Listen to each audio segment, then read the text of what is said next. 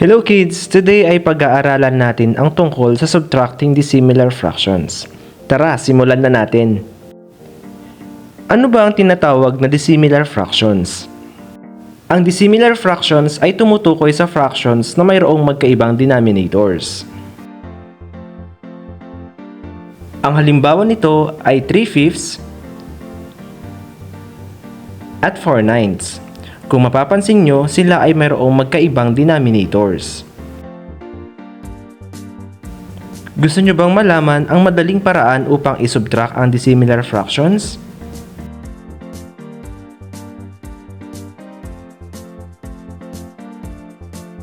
Ito ay sa pamamagitan ng paggamit ng baby x at mother x. Paano ba gamitin ang baby x at mother x? Ito ang isang halimbawa. 3/5 minus 4/9.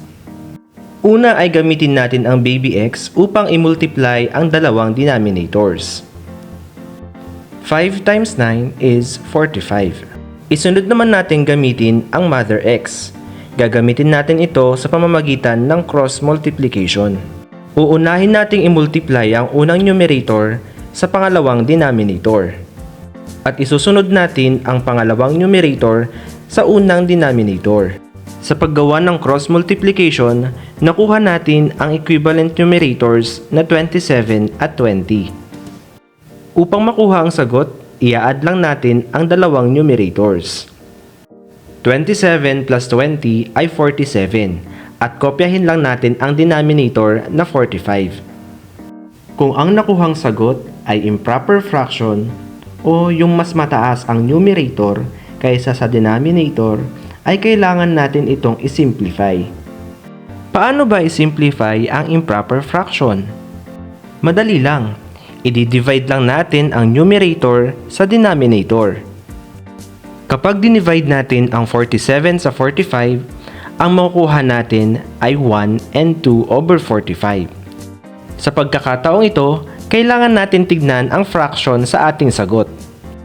Kapag wala lang number ang pwedeng gamitin upang i-divide ang numerator at denominator na mas mataas sa 1, ito na ang ating final answer.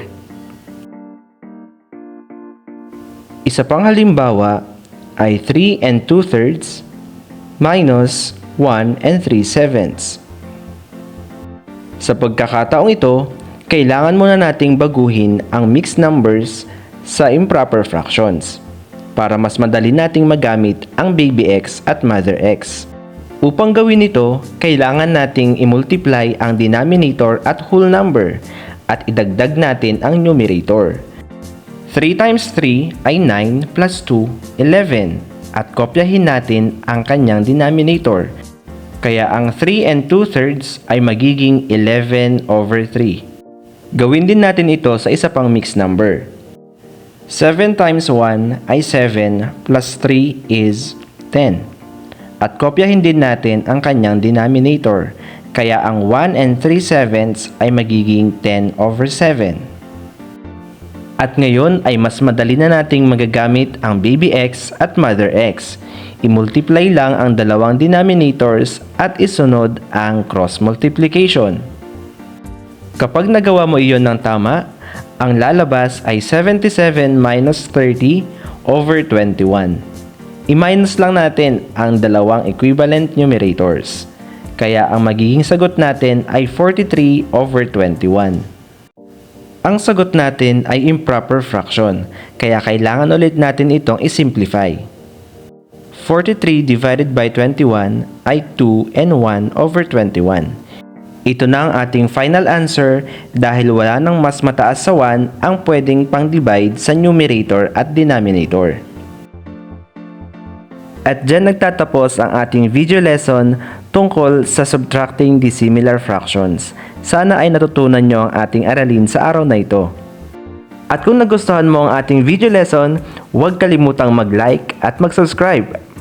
Hanggang sa muli, ito si Sir Vince. Paalam!